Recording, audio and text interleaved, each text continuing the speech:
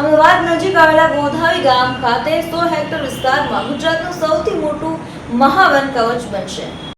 જાણીતા કવિ જીણાભાઈ દેસાઈ સ્નેહ રશ્મિએ જાપાની કાવ્ય પ્રકાર હાઇકુના મૂળ આત્મા અને 17 અક્ષરના બંધારણને વફાદાર રહીને તેને ગુજરાતી સાહિત્યમાં રજૂ કર્યો। તેના બરાબર 6 દાયકા પછી ગુજરાતે ફરી એકવાર અન્ય એક જાપાની મિયાવાકી વન વૃક્ષારોપણ મોડેલને જરા જુદા અને સ્થાનિક પરિસ્થિતિને અનુરૂપ મૌલિક સ્વરૂપમાં વન કવચના રૂપમાં અપનાવ્યું છે। કેન્દ્રીય ગૃહમંત્રી અમિત શાહના મહત્વાકાંક્ષી ગાંધીનગર હરિયાળી લોકસભા અભિયાનના ભાગરૂપે ગાંધીનગર લોકસભા મત વિસ્તારના 1.25 કરોડ રોપાઓ વાવવામાં આવશે। આમાંથી અંદાજે 60 લાખ રોપાઓ વન વિભાગ દ્વારા અમદાવાદ અને ગાંધીનગર જિલ્લાના વન કવચ મોડેલનો ઉપયોગ કરીને વાવવામાં આવશે, જે જાપાનીઝ મિયાવાકી મોડેલનું ગુજરાતી કરેલું સંસ્કરણ છે।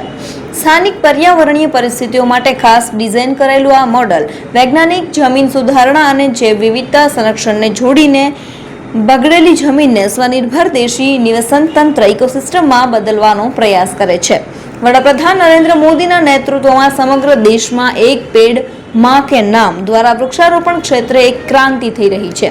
રાજ્યના મુખ્યમંત્રી ભૂપેન્દ્ર પટેલના નેતૃત્વમાં ગુજરાતને વધુ હરિયાળું બનાવવા માટે વન મહોત્સવ જેવા વિશેષ અભિયાનો થકી એક ઝુંબેશ ઉપાડવામાં આવી છે।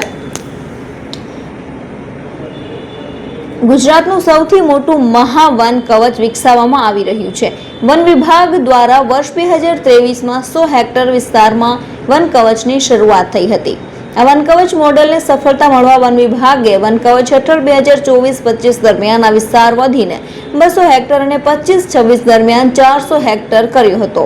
2026 સુધીમાં આ મોડેલ હેક્ટર વિકસાવવામાં આવેલો રાજ્યનો કુલ વિસ્તાર 600 હેક્ટર સુધી પહોંચી ગયો છે। એટલે કે 600 હેક્ટર માત્ર ગાંધીનગર લોકસભા મત વિસ્તારમાં જ વિકસાવવામાં આવશે।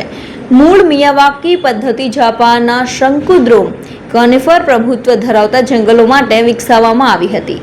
તેમાં પ્રતિ ચોરસ મીટર 3 થી 5 રોપાઓ વાવવામાં આવે છે। સસ્તન પ્રાણીઓ અને અસંખ્ય જમીનના સૂક્ષ્મ જીવો માટે અનુકૂળ પરિસ્થિતિઓ બનાવે છે। આ પહેલ સ્વદેશી જૈવ વિવિધતા પર વિશેષ ભાર મૂકવામાં આવે છે।